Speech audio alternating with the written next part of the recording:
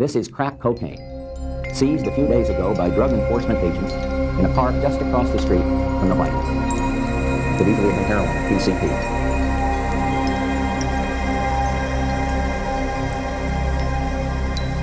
And he said the pieces will align for my glory. Everything hidden will be exposed. My time and my time alone. And he's saying to fear not.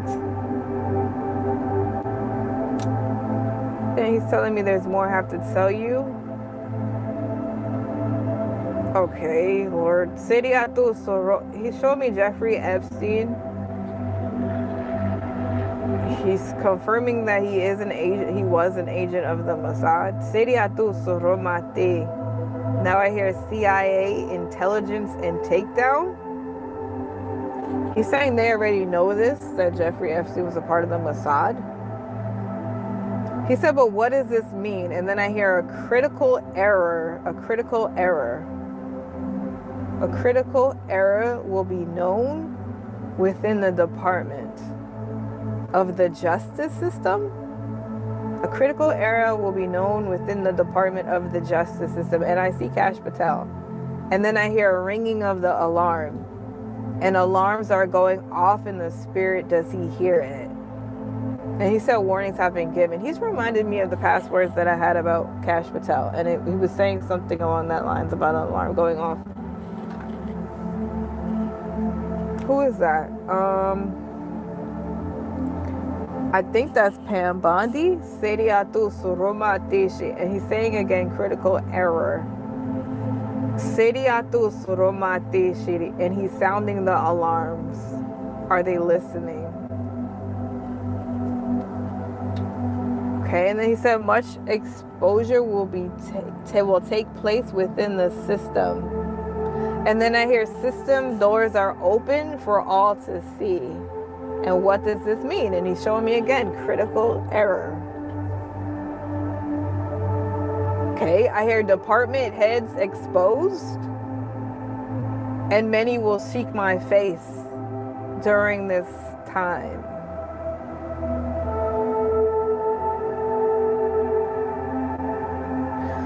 Okay. I see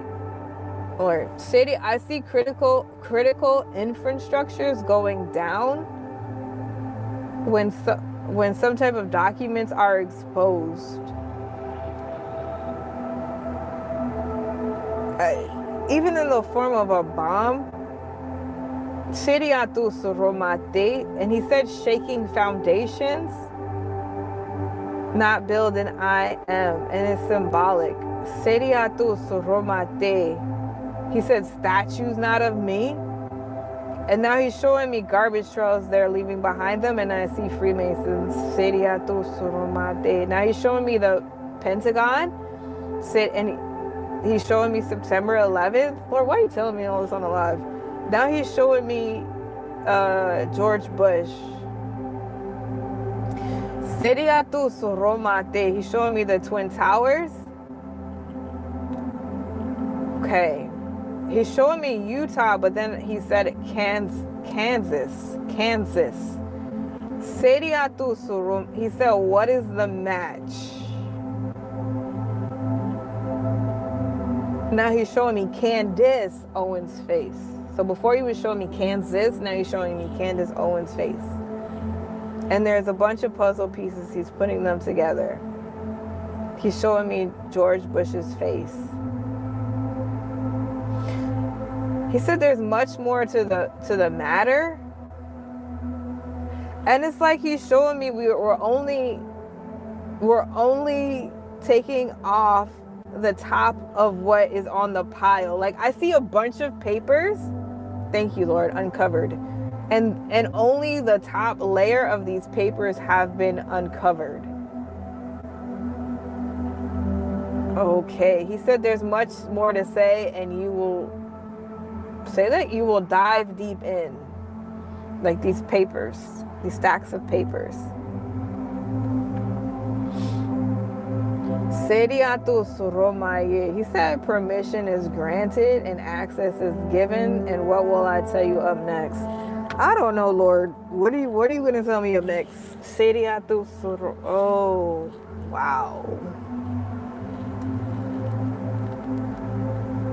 Okay, this is getting deep. I guess what was on my mind to pray about. For whatever reason, I got on my knees and I was not expecting this to come out, but I just focused my prayer on wanting something to be delivered to me, a piece of evidence that would help us put together the full picture of this assassination. Obviously, we all know that what we are being told is not true. We all know that nothing that we have been presented with makes any practical sense. But there are sort of smoking guns in this that are missing, right? It's one thing to point out all the lies, but we need to also have solid, concrete proof of something that took place that was out of the ordinary in the days leading up, maybe, I don't know, a planning session. Well, I got back home after this very intentional prayer and did my routine, had a very late dinner, went up and said goodnight to the kids, got myself ready for bed, sat in bed, and I thought, you know what, I'm just going to open the tips box. And I kid you not when I say that it was the very first email that I saw, the very first email that I opened up, and it really didn't have any details. It was a young woman, and she said, you really should call my friend. It is absolutely urgent, and he has information that you need to hear. And don't tell me why. I don't know what came over me, but maybe it was this intentional prayer.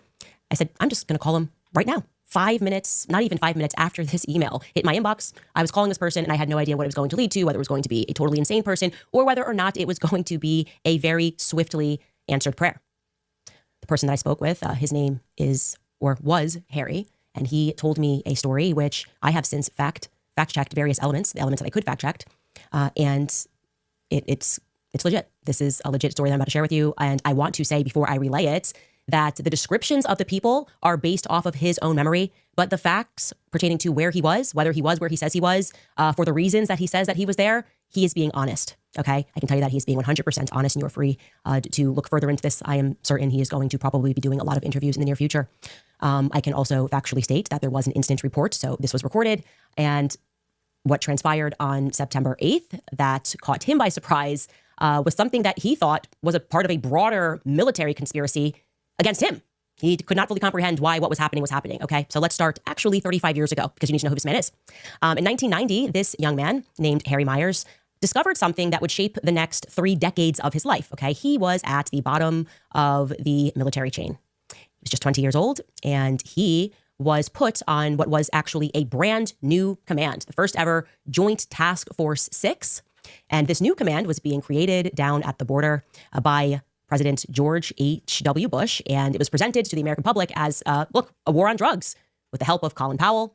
And it should be noted that this took place, just to kind of get you back into what was going on at the beginning of the 1990s, this took place just after the Iran-Contra affair, right? The Iran-Contra affair was from, I think, 1981 to 1986, happened under Reagan. And for those of you who are not read into massive CIA scandals, this was the scandal when the American public got to learn that our CIA was actually trafficking drugs and weapons throughout South America.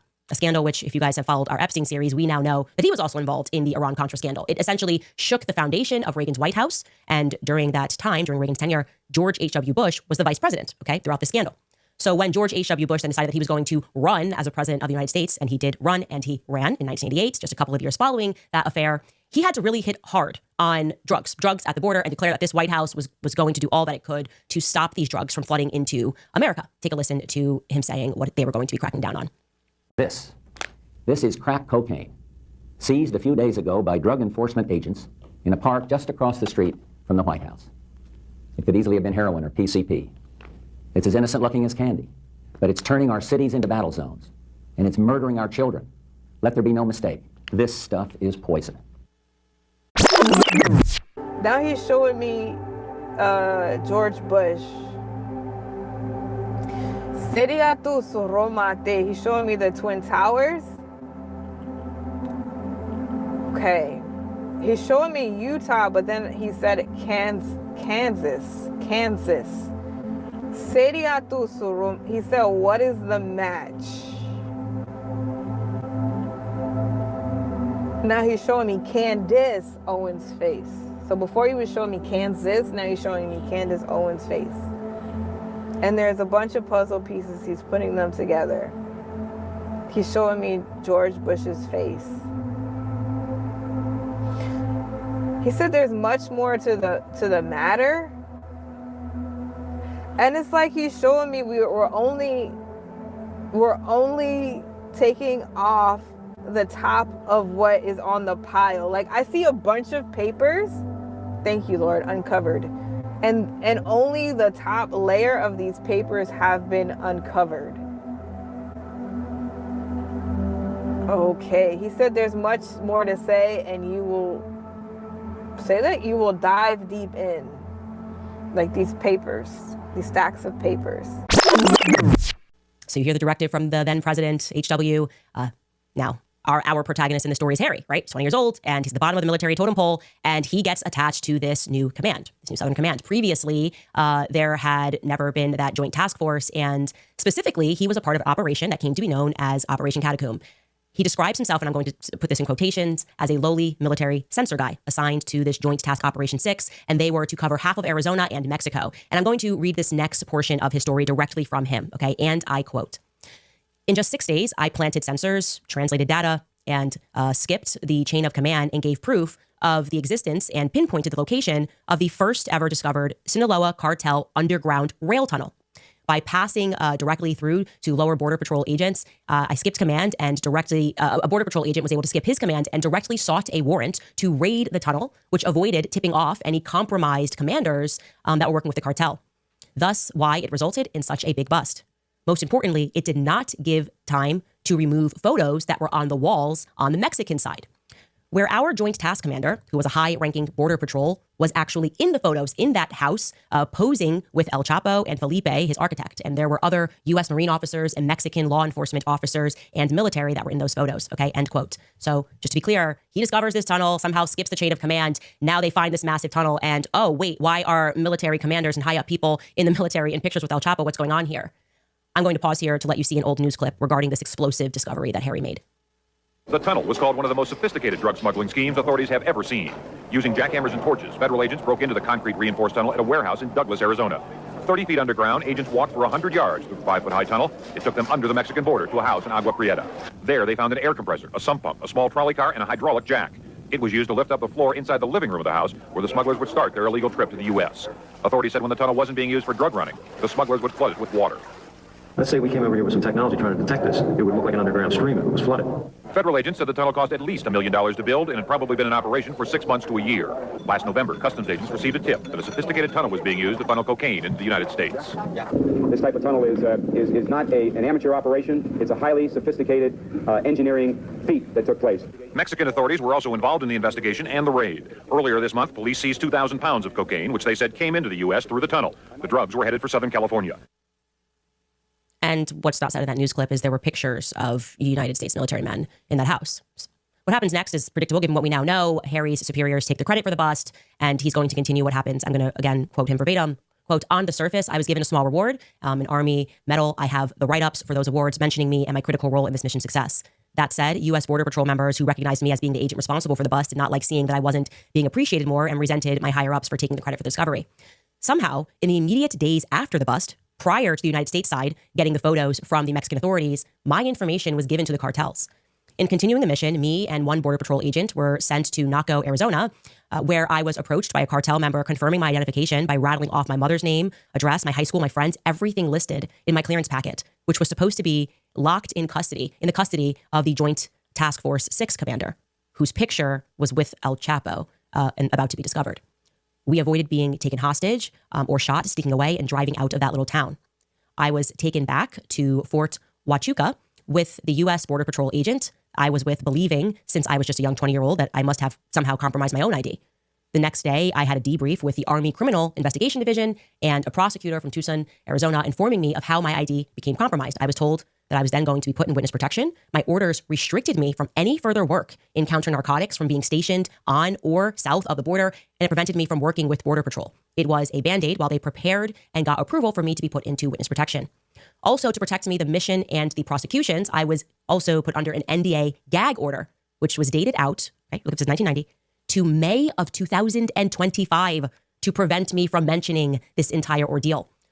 The witness protection entrance never happened. The ball got dropped. I never got contacted for it. From what we uncovered, a deal was made with the compromised U.S. Border Patrol agent commander. Okay, so let's pause and just recap there very quickly. And I'm going to tell you what this has to do with Charlie Kirk, okay? So I guess in a sentence, a young military man did his job excellently. He accidentally stumbled upon, or actually accidentally stumbled upon the fact that our government was implicated, not in fighting the cartels, but working with the cartels. And suddenly he realizes after some time that the government then feeds him for somebody spitefully, perhaps his commander fed him to the cartels, and now he's on the run for his life. What happens over the course of the next 35 years is he's hacked. He says that he goes through abusive litigation. He is harassed. He says there are narco attorneys that attack his credits. He has police records, by the way, for all of this. He has presented evidence for this.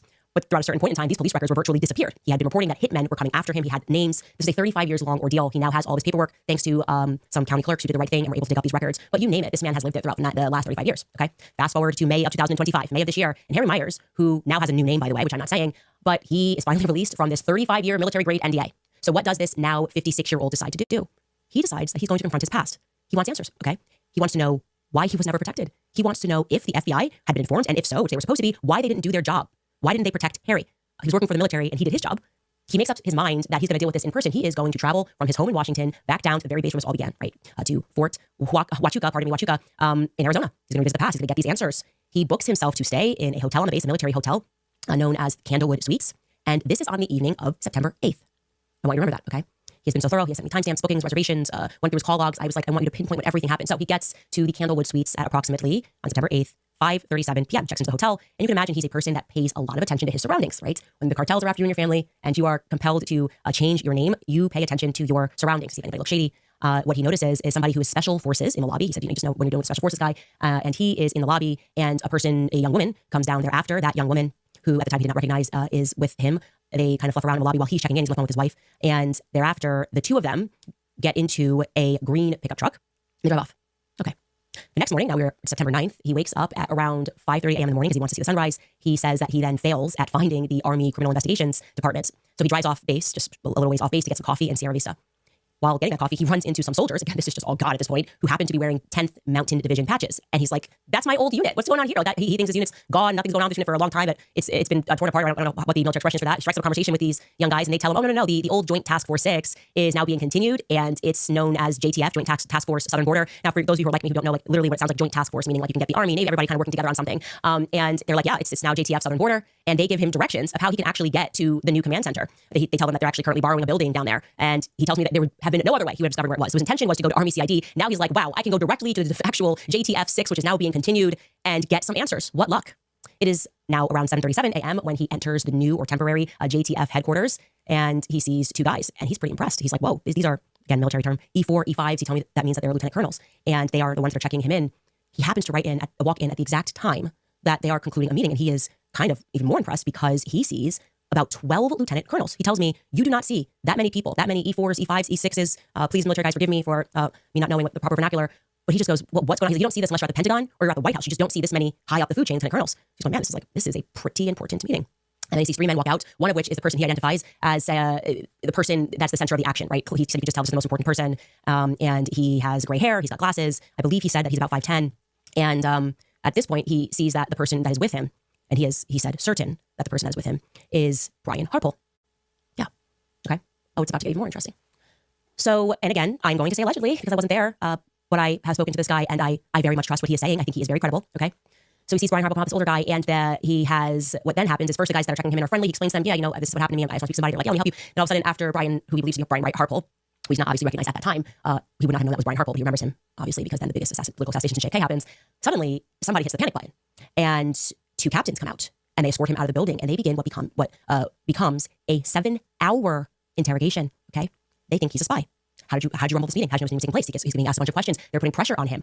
They're gaslighting him. I actually want, if you give me a second, I want to read exactly what he messaged me about what took place, because it's just it's incredible. It's actually just incredible how he describes their strategy here of attempting to gaslight him into believing that he was a spy or that he was working for somebody. And he's like, no, I'm just here over an incident that happened 35 years ago. I'm trying to get answers regarding it, and they're putting pressure on him. I'm going to write this verbatim. He says he's being interrogated. He is, quote, being accused of being a bomb threat because I was special forces in the military, EOD in the military. They then attempted to try to gaslight me to see if they could angle an accusation of me being a threat to others or myself. When all of that fell flat, they then conferenced with base commander. After I assumed they verified that I was not there to spy on that particular meeting, they decided it was okay to send me off post. That's when I drove to Tucson. I got a room. The next morning, I turned in my rental car. I got on a plane back home, and I had to stop in Salt Lake.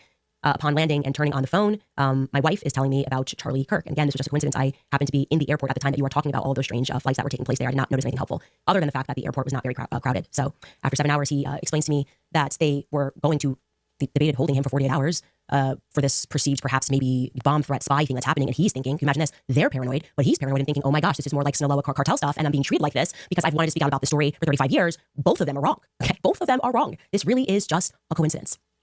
And adding to this coincidence is the fact, and that he got the commander's name. That obviously that questioned him for this long. He says this was the guy that was in charge, the commander. And he said he was approximately 36 years old. He had brown hair, the one I'm talking about that was leading the charge on asking him all the questions and interrogating him, and that his name was Captain Neff. I'm going. Now, I have the same question that you have because I've looked and it does seem that, and I never even questioned this, whether or not it's potential that Blake Neff has military connections as well. Like, I guess I kind of I just thought this was a producer Charlie Kirk show, but it is interesting that somebody, and this would be brother, cousin, I don't know, this is the person that interrogated him, and eventually he says was the person that had a heart and realized that he was not a part of any spy network, and eventually escorted him off of the base and onto his way. That's a lot of coincidence for me. Now he says to me, communicated this to me very clearly, he said, Candace, I know how these meetings work. These are the meetings that are had ahead of an operation. Like when an operation is being confirmed, you have these final meetings and they involve all the higher ups, and you are trying to do this in a very isolated location where, people are not going to accidentally happen upon you because they've got something to say about what happened 35 years ago. And that is what he happened upon. And I don't know what to make of this information other than he feels that he then recognized these people. He feels certain that he recognized these people in the days following Charlie Kirk's assassination, when a bunch of people are doing Fox News. And obviously then we've got a massive event at a stadium and everybody is in front of the camera eulogizing him. He feels confident that he recognizes these people and that needs to be shared. He's willing to tell a story. Like I said, I have verified. He has sent me so many documents, everything from his high school graduation certificate to his military documents, to the police records, to everything that he's speaking about that happened back then, NDAs, judges, things that he's been in court with fighting just to get out his story of what happened 35 years ago when he did the right thing, when he stumbled upon. And boy, does he have some luck. Boy, does he have some luck that he goes from one government conspiracy to what he now believes he stumbled upon, which would be another government conspiracy. Okay.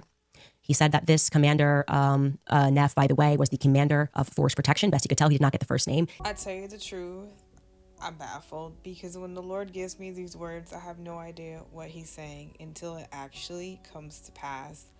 I don't even want to speak on this. I just want you guys to take notes of the puzzle pieces as we put them together amongst ourselves and with Candace. Be in prayer for everything to come together and for understanding as the Lord just said, crack the code and read more into the matter, because he's showing me right now scattered puzzle pieces everywhere. And I have to sit down and go over these words and crack the code. So I invite you guys to do that with me. Okay? Guys, let me know what you think in the comment section about all this as we crack the code pertaining to Charlie's death, Jeffrey Epstein, the Mossad, 9/11, George Bush, child sex trafficking, and much, much more. Guys, if you appreciate this content, hit the like button and go check out the Glory Changers store.